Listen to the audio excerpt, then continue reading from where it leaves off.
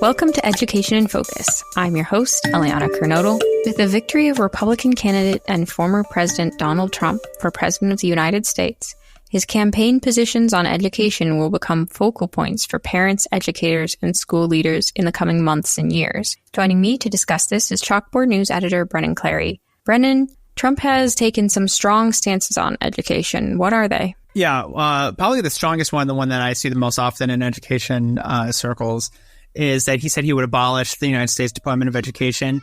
That's the big one. And I think there's been a lot of hand-wringing. There's been a lot of ink spilled on what exactly that'll look like, what exactly that'll mean. And I've seen some more nuanced approaches that are saying, okay, to be fair, this has been a conservative talking point since the 1970s, 1980s.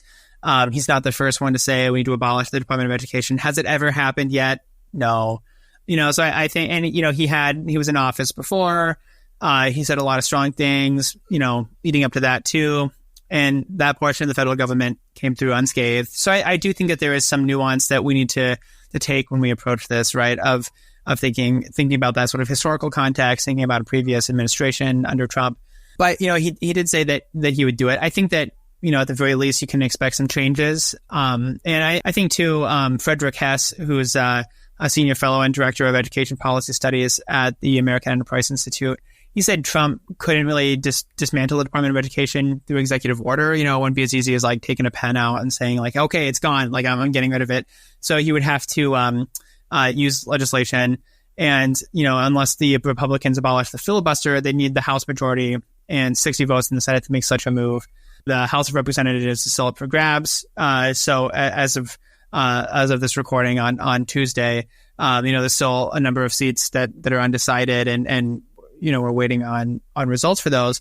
So it's possible that he could have all three, the House, the Senate, so there might be some of that legislation that comes through that says we're going to, severely revamp that federal agency.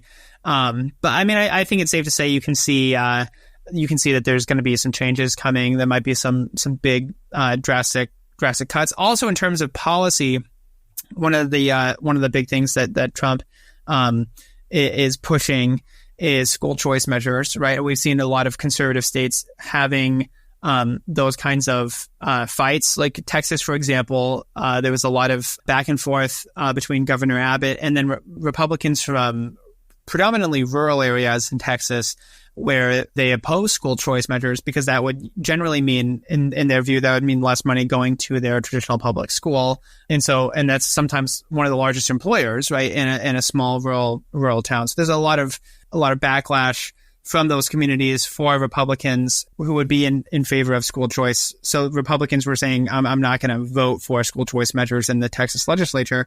But Governor Greg Abbott has pushed special sessions for school choice issues and has essentially, endorsed candidates for this election and was claiming victories in those races where he was endorsing those candidates who back school choice. Right. So I think that is shows that there is a big conservative appeal for school choice. And if you frame it the right way, as we've seen from some polls leading up to this, a lot of parents, even teachers are okay with or happy with some amount of choice, or potentially education savings accounts that allow students to go where they want to go. It works best for them. So I think framing that the right way, I think a lot of people are weary of vouchers and some of that language of moving public school money to private schools. I think that would kind of raise some alarm bells for a lot of people who want strong traditional public schools and want those to be funded well.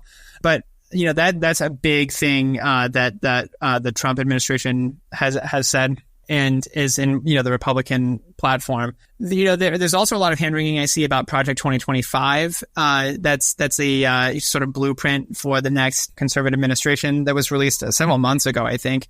And I think the question is how much advice from that will Trump take. It's hard to say what's going to happen with that. I think mostly.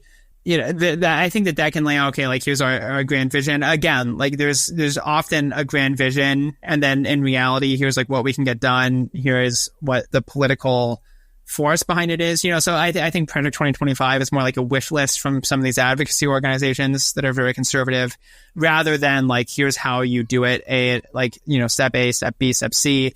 But I think the takeaway is it's going to look very different than it is under the Biden administration. So the Department of Education currently, the Office of Civil Rights there has threatened to take away federal funds from schools that remove books and create a hostile environment for LGBTQ plus students. And I think that we can expect things to go the other way. We can see the Trump administration's Office of Civil Rights maybe going after schools that have books. I mean, it might be more like an Arkansas model where there's a bit more of the let's try to remove explicit material from libraries. And so I can see things kind of shifting the other way. And again, too, I've written about how the Office of Civil Rights has been silent on specific school districts, basically segregating teachers and students by race to discuss, topics about racial identity and equity.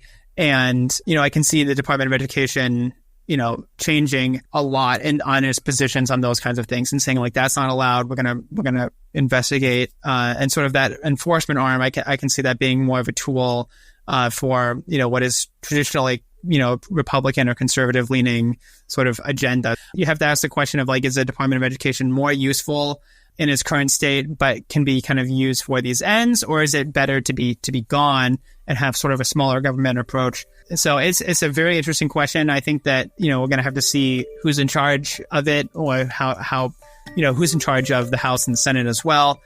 And if there is actually, going to be action on those threats to abolish the Department of Education. Well, Brendan, thank you for your insights on this story. Listeners can keep up with this story and more at chalkboardnews.com.